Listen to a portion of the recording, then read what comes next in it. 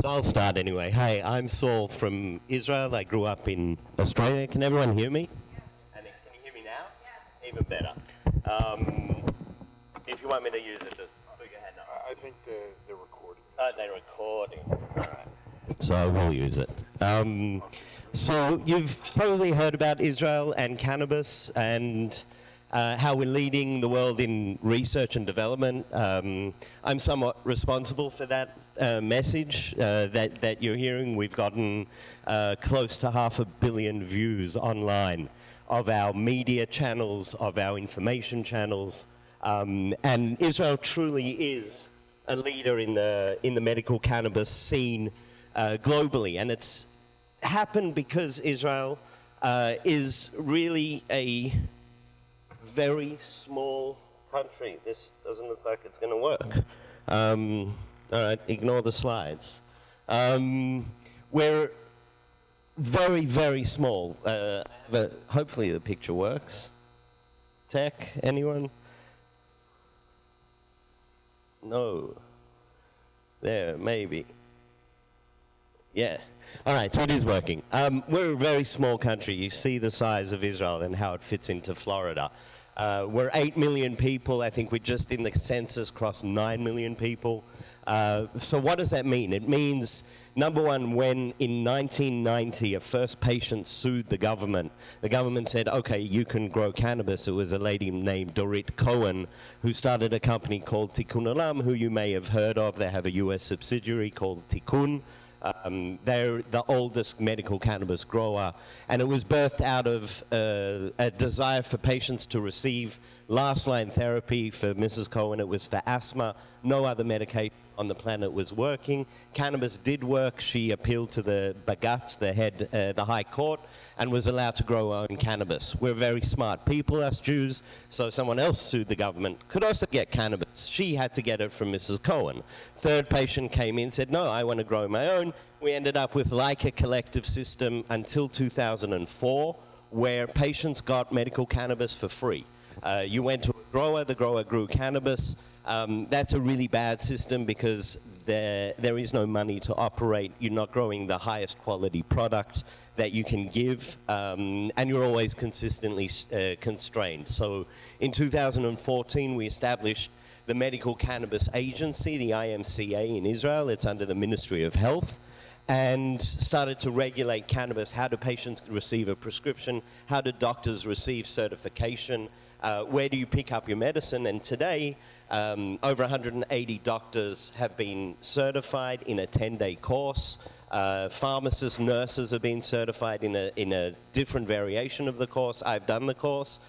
You can probably sum it up very simply as start low and go slow, and we don't really know all that much about cannabis. That's the 10-day course.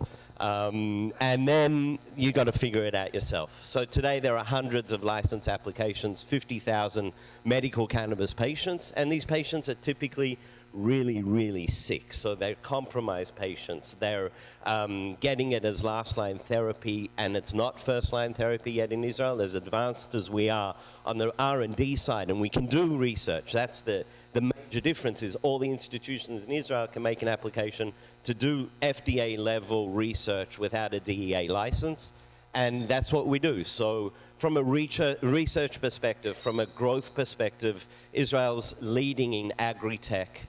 We've turned our desert green. We know how to grow tomatoes, which, you know, all your cherry tomatoes, all the small capsicum, those are all Israeli inventions. A lot of the grapes that go into your wines today, even if it's Cab Sav, they've been redeveloped in Israel, and they're hardier, they use less water, and they produce better wine. And we're going to be doing that again in cannabis.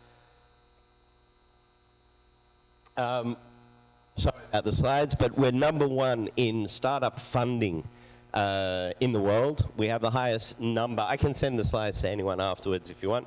Highest number of PhDs per capita in the world. We're second in startup funding outside of Silicon Valley. And this all happens in a tiny country, and the tiny country is really important. So when I started 5 years ago in cannabis, first person I went to meet was Rafi Meshulam. Professor Meshulam in the 60s discovered THC, went on to discover CBD and all the other cannabinoids, went on to map the endocannabinoid system and how those molecules interact with our body. And at the same time, an hour north of me, I've got Professor Dedi Meiri at the Technion, and the Technion is Israel's version of the MIT. And he's got a cancer research center with 56 PhDs mapping the cannabis genome, mapping how cannabis interacts with various receptor systems in our body.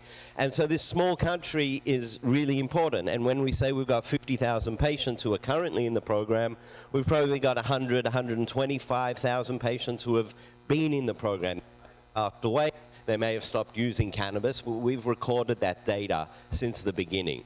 And that becomes incredibly important when now I can take that data and do research at any of the universities. And we work with Hadassah, we work with Tel Aviv University, Ariel University, and we actively go into those universities and act as a tech transfer arm. So we look at early stage IP, we acquire that usually from the institution. We back it up with some government funding. So all of that government funding in Israel adds up to about $400 million a year. That's non-dilutive. So if you're starting a company in Israel, and I'll get to a slide on it, the government basically de-risks the investment. And those companies that have come out of that program are Mobileye, that you might have heard of, Waze, which you probably use, all started with this type of government funding, which enables us to de-risk the investments again and again. We are an incredibly entrepreneurial country, naturally. We have no natural resources, even though they just found some gas off the coast of Israel, big company called Noble Gas that's opened up. We're not going to see, as Israeli citizens, I don't think we're going to see any benefit from the gas that's being found off of our shores. Cannabis allows us, each and every one of us, to participate in this industry. You don't have to be a big multinational. It's great that I've built a multinational company, but this really does provide every single person the opportunity to create their own future. So Israel is already doing that. We do it through the army. The tank driver, it was the most unbelievable experience to see how sort of even the playing field in Israel. Everyone goes through school. You can go to a religious school, a non-religious school. You hit the army, there is one system, and it equalizes everyone. And you come out of there with a different ethos than the US Army. We're taught to question our commanders. We're taught to find a shortcut and make it better. And you come out of that environment, and the first thing that you do when you get out of the army is the government gives you a grant. So most kids either go to university or they start a company. Leads to the highest number of tech startups in the world. So cannabis, we're also a country that smokes a lot of weed. It's illegal. You still get a fine. It's 1,000 shekel fine, about $350. If you're caught with a joint, second time, you get 3,000 shekels, almost $1,000 fine. Third time, you have to go to counseling. So while we're the most progressive research nation in the world, we're also terribly behind in our approach to access and in our approach to legalization. But we're waiting, for a lot of reasons. We don't have a government right now. We went to elections in April. We're now going back to probably a third set of elections. So it makes doing things a little bit slower. So all the Israelis have learned that we're not going to produce in Israel for a global market yet, but we can certainly export the intellectual property that we've developed, and we can export the brain trust that we've developed. This slide is really the key of how it all works, and it's a shame it all got messed up. But essentially, the government allows for an incubator license in Israel, and we're up for an incubator license in a town called Yerucham. It's just outside of Beersheba, if you've ever been to Israel, and they're stating that this is going to be the cannabis center of Israel. What it allows is us to grow cannabis in indoor facilities on agricultural land, an effective tax rate for life of 4%, $100,000 a year for every employee you send to work in that peripheral city. And this is the way the government has said we're going to be encouraging industry to come there to establish this new industry. So the government is really behind it. They're saying this is something we are making a government issue. We have cybersecurity, we have water technology, obviously high tech, but now with CannaTech coming on the scene, they're really trying to promote it. So when we work with the government and we get that incubator license, which we'll know hopefully 17th of November, we then work with the science education outfit, so all the universities, Soroka, which is right there in Beersheba, Hebrew University, Tel Aviv University, and the Technion. We work with the government. The government is my partner in the incubator, which means if I like an investment and you have a company that's innovative, let's say I would give you $1 million term sheet for that business, I would put up $150,000 and the government will put up $850,000. The government is royalty-based, non-dilutive, and you see only on your success that yes, you want to pay the government back, and it's a good system. So this is how we've sprung up with 19 incubators in all different spaces, in cybersecurity, food technology, banking. Citibank owns the government banking incubator in Israel. Strauss Food Group, which is owned by Nestle, have the food tech incubator, and we're up for the cannabis license. In venture capital, outside of the US, it is the best environment in the world to raise capital. Everyone's looking for capital from Canada. Stop, don't bother, don't go. Money is dried up in Canada completely. The stock market's taken a huge hit, and everyone's looking towards the US and Israel as to where to raise the capital. What gets interesting with that is you can take your US company and list it on the Israeli stock exchange. Even though it's federally illegal, the stock exchange in Israel, which has lots of money looking where to go, says that if you've got an MSO, if you're operating in the US, you can now list in Israel on the stock exchange. So again, we de-risk the investments with government money, making it very attractive for investors who usually shy away from seed early stage. You need an angel network typically to come into that, but now we've tapped in to de-risk it, and now investments that come in alongside the government make a lot of sense. And investing in early stage is risky. 1 in 10 startups don't receive A-round funding. 1 in 100 that do receive, another 1 in 10 that do receive A-round funding won't go on to get B-round funding. So there is a huge attrition rate in seed early companies. But the government has recognized that in order to encourage that, because without that, companies just don't get formed. And you see that everywhere else. We're going to de-risk it. We're going to allow you to operate in that way. Additionally, we're up for other grants called Nofar and Nitzan, and you'll see some of our projects that have received that funding. Different types of funding that is also non-dilutive, and we're up for DoD, Department of Defense funding here in the US, which has also a pool of money for R&D that they are saying you can do it. As long as your government says you can do the R&D, they will allow you then to participate. This is a company we founded about 8 months ago called Reagenics. I'll give you an idea of some of the companies that are in our portfolio. We typically don't do straight up growing of cannabis, commercial, real estate. We're much more on the R&D. So we took a method of taking cannabis cells. We culture the cell and we grow them in a bioreactor, right? Which is a enclosed environment that allows us to control everything about the temperature, the humidity, and the elicitors that go into these cells in order to get them to multiply in a certain way. And I've got better slides I can show you more deeply on what we're able to create. But a massive photobioreactor allows us to create sustainable, cheap cannabinoids. And if you're looking to target the minor cannabinoids, and everyone's usually speaking about THC and CBD, they're fantastic molecules. But there are 112 others that we know are therapeutically relevant. And we can't get them from the plant, not in commercial quantities, and not in a way that makes sense. So these type of platform bioreactors allow us to really scale up cannabis for the pharmaceutical, beverage, food, wellness markets. And that's one of the ways that we're looking at it. And that doesn't mean that this is going to be the future of cannabis. I believe that the future of cannabis is growing plants. It's also doing this type of manipulation, and it's also synthetic. Everyone can win in cannabis. It's a massive, massive space that allows everyone to play. A second company, we took a piece of technology from the Technion.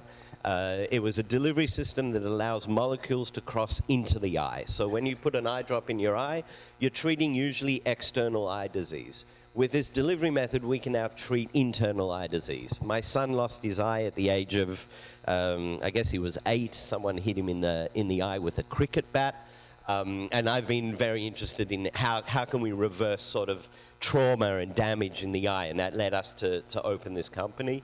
We're looking at dry eye syndrome and uveitis, which is the major cause of blindness in adults in the world, and it's still designated as an orphan drug disease. So you get fast pathways through the FDA in order to do this research. So we established a company called ICAN. ICAN's a fantastic name. It allows us to create products like I Can Breathe, I Can Sleep, I Can See. And we're using that in order to brand up a whole base of therapeutic compounds, along with delivery systems that help us build an intellectual property platform in our companies that help, again, to de-risk, because everyone can create a CBD eye drop. It's not that difficult. It is difficult to prove how well it works and to prove that you're better than other products on the market. A third company that we established is a global commodity trading platform. So again, you see that we're not looking at simple grows and retail operations. I came from the world of pharmacy. I built a chain of pharmacies in Israel and then international pharmacies, and now we do online pharmacies.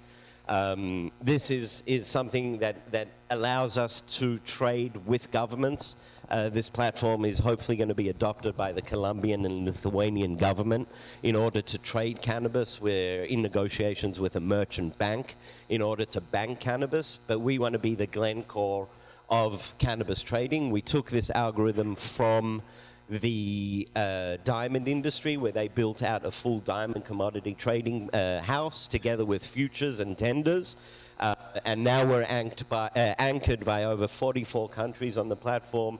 I think we traded about 3 million grams of biomass last month. So it's becoming a robust platform that allows you as a buyer, if you've got a CBD brand, how do you validate your supply chain? So it's really difficult, and maybe now you have 1 or 2 suppliers that you've worked with and you've built a relationship, but we're doing this on a global scale. As we come into really production of hemp across the world, you need to access validated product that your government is going to trust, that you can bank, that you can fix your futures for the next season, because you may be growing a few hectares this year, next year you may be growing hundreds of hectares. You need to be able to take that and off-take it to supply chains across the world, and this platform allows you to do that.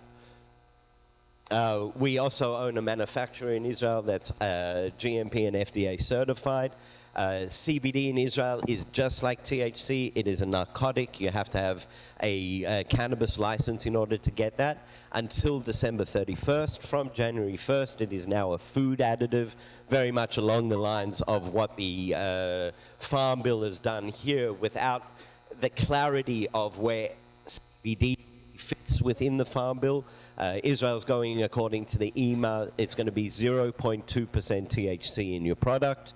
Or up to 0.2% in your genetics. That opens a whole world of opportunity. If you understand the Farm Bill really well, and you're growing hectares of cannabis with 0.3%, and you collect that 0.3% and end up with a barrel of THC, that is hemp-derived THC, and it's legal. So we're going to find it all, come from the law, accounting, business side. Until we get clear regulations from the FDA, we have to assume where it's going to go and how it's going to operate, and we do that now according to the 0.2 British EMA law, and we're able to manufacture products for you, both from our formulations that we've developed over the last 20 years, and new formulations that we could become your contract manufacturer. Without CBD, we can send you the formulation that we've developed, and you can add CBD in state. Or once in January we're able to manufacture with our own, we'll be adding in as we go. We have an investment arm. We have a small fund that we've raised capital that allows us to participate in a portfolio of companies around the world. These are the last 4 deals we did in the last 4 months. We have about 14 deals coming online, hopefully by the end of the year. And this allows us to have a platform. Let's say you're a CBD brand here in the US and you want to inject that across the world. We have in Africa 5 licenses, in Latin America 3 licenses, in Israel 5 grows. In the US we partnered with an extraction system called Vanguard Scientific, one of the leading extractors here. So we're able to take that technology and plug it into our infrastructure across the world. And BN is a nanotechnology that allows very, very stable oil in water formulations, making it way more bioavailable. So as we invest across the value chain internationally, we're able to then take products and plug them in. And the reason we look to do all of that, I spoke about Israel, is one second, there's some of the other companies we work with, is through CannaTech. So CannaTech is a platform. We've received some amazing awards. We're an experience platform for deal making. So through CannaTech, we've done over $6 billion in transactions. Some of the big US-Canada transactions came out of CannaTech, Acre, Canopy, Cura and Cura. The CEO level of this industry comes to meet at CannaTech. And you're all invited. Our next show is in Cape Town, but we also do the World Economic Forum in Davos in January, which I had the privilege of taking Ehud Barak, the former Prime Minister of Israel.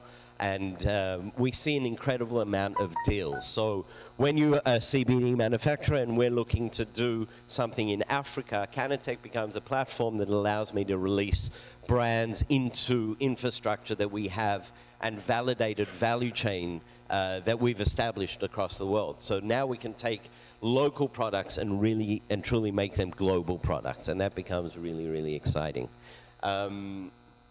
So I'll leave you with that, because I know that we're running a little bit behind this morning. Happy to speak to anyone about the investment side, the incubation. We are raising more capital for the incubator because the license is in the next 30 days. We'll be putting together at least $50 million in order to tap into that 85-15 ratio from the government, and I'd be happy to speak to anyone about it.